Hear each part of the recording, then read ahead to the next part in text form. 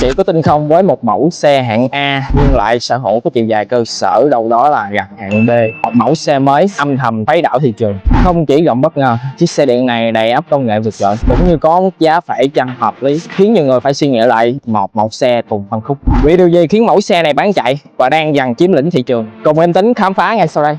Tổng thể là 4m1 và chiều cao khoảng là 1m50, bề rộng sẽ là 1m8 với chiều dài cơ sở tính từ bánh xe phía trước tới bánh xe phía sau là 2m650. Phần đầu xe thiết kế hiện đại cá tính, nổi bật khi mà di chuyển.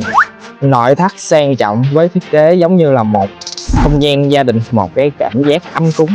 Với chiều dài cơ sở là dài hơn phân khúc hạng B nữa thì mình có thể ngồi phía sau rất là rộng và mình có thể chéo giò lại.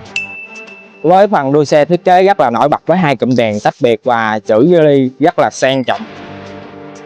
Video của em Tính được chia làm nhiều phần, anh chị nhớ theo dõi em Tính nhé. Và em là Tính Geely miền Tây. Bye bye quý anh chị.